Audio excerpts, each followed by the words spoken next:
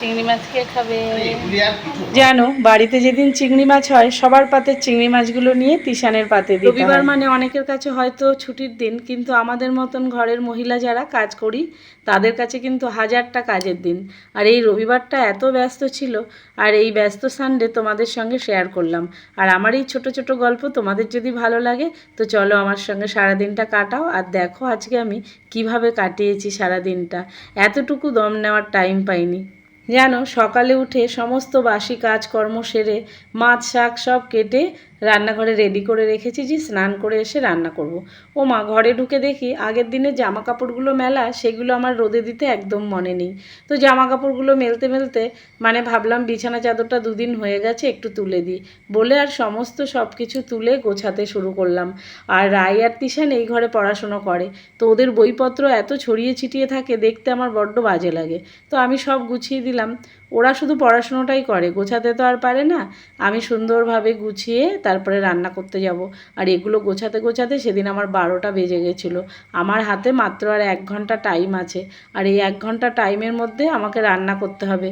আমার শ্বশুর শাশুড়ি 1টার মধ্যে খাওয়া দাওয়া করে, আর আমি এত তাড়াতাড়ি কাজগুলো সেরেছিলাম। আর বিছানা চাদর তোলা মানেই দেখবে ঘরে একটা হালকা ধুলো পড়ে যায়, আর তখন একটা অস্বস্তি হয়। তো সমস্ত ঘরবাড়ি আমাকে আবার ঝাড় দিতে হলো। 2 ঘরের বিছানা চাদর পাল্টেছি। আর ঘরবাড়ি পরিষ্কার থাকলে দেখবে মনটাও খুব ভালো থাকে, আমার তো খুবই ভালো লাগে। আর কোথাও যদি একটু নোংরা হয়েছে আর মনটা এত খারাপ হয়ে যায়, কোনো কাজ যেন ভালো লাগে না, অস্বস্তি হয়। এদিকে দেখো মিনি এসে কিভাবে ঠান্ডায় শুয়ে আছে। আমি একটু বললাম উঠে যা, আমি একটু ঝাড় দিয়ে নি, বাবা আমাকে পাত্তাই দিচ্ছে না। আরে ঝাড় দিয়ে দিয়েছি, আয় বাবা আয়। আর রোদে যাস না, এখানে সব ঠান্ডা পেয়ে ওরা সব এখানেই শুয়ে থাকে। চলে আয় চলে আয়। জানো তো, আমার ঘরের সামনেটা এত ঠান্ডা, ওরা সব ওখানেই শুয়ে থাকে। সামনে ক্যামেরাটা নিলে দেখতে পেতে কজন শুয়ে আছে বাইরে। আর এখানে ঠান্ডা বলে আমিও কিছু বলি না, ওরা শুয়ে থাকে। তারপরে ঘর ঝাড় দেওয়ার পরে আমি সমস্ত ধুলো মুছে নিলাম। জানো, কাজ করতে করতে কখনো কখনো ক্লান্তি আসে, কিন্তু ক্লান্তিটাকে সরিয়ে আবার কাজ করতে শুরু করি। জানো তো, সকাল থেকে কাজ করতে করতে সকালে যে দুধটা দিয়েছিল মা, সেটা গরম করতেই ভুলে গেছি। তাড়াতাড়ি করে ইন্ডাকশানে একটা স্টিলের গামলার মধ্যে বসিয়ে দিয়ে আবার ঘর মুছতে শুরু করে দিয়েছি। তোমরা দেখে বলো তো, ঘর পরিষ্কারের পরে আমার ঘরের লুকটা কেমন লাগছে? আমার তো বেশ ভালোই লাগছে। জানো তো, আজকাল কাজ করতে করতে বড্ড হাঁপিয়ে যাই।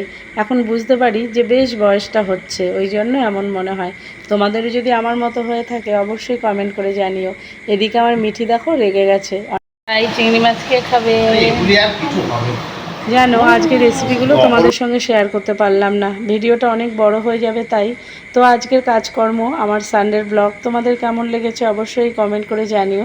ভালো লাগলে অবশ্যই লাইক কমেন্ট শেয়ার করো। যারা নতুন দেখছো আমাকে একটু ফলো করে দিও। তো আজকের গল্প এখানে শেষ, কিন্তু মনে রেখো আমাদের আড্ডার শেষ নেই।